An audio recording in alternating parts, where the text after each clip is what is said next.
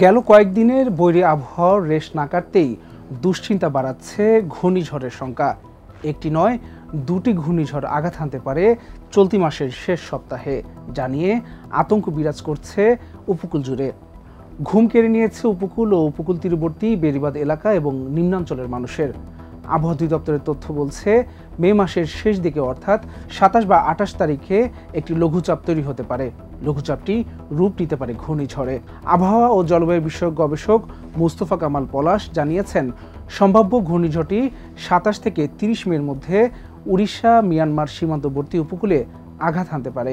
একই সময় আরব সাগরে আরও একটি ঘূর্ণিঝড় সৃষ্টি হওয়ার শঙ্কা রয়েছে।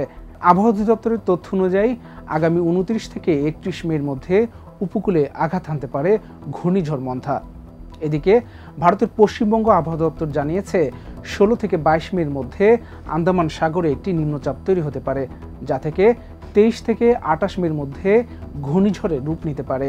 সম্ভাব্য এই ঘূর্ণিঝড় ভারতের উড়িষ্যা ও পশ্চিমবঙ্গ এবং বাংলাদেশের খুলনা ও চট্টগ্রাম উপকূলে প্রভাব ফেলতে পারে। বিশ্ব আবহাওয়া সংস্থা WMO সম্ভাব্য দুইটি ঘূর্ণিঝড়ের নামকরণ করেছে শক্তি ও মন্থা নামে।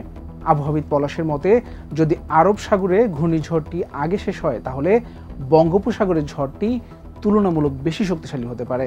নতুন করে দুই ঘূর্ণিঝড়ের পূর্বাভাসে আতঙ্ক বিরাজ করছে উপকূল জুড়ে। সবচেয়ে বেশি হুমকিতে রয়েছে সাতক্ষীরার শ্যামনগরের বাসিন্দারা। পানি উন্নয়ন বোর্ডের তথ্য অনুযায়ী শ্যামনগরে মোট ১৪৫.৮০০ কিলোমিটার বেড়িবাঁধ রয়েছে, যার মধ্যে অধিক ঝুঁকিপূর্ণ পয়েন্টের তালিকায় রয়েছে বেশ কিছু এলাকা। এদিকে গেল কয়েকদিনের বৈরী আবহাওয়ার সঙ্গে সীমান্ত নদে পাহাড়ি ঢলে চোখ রাঙাচ্ছে বন্যা। ২০ মে ভারতের মেঘালয় ও আসামে টানা ভারী বর্ষণের কারণে সিলেটের সীমান্তবর্তী নদীগুলোতে ঢল নেমেছে।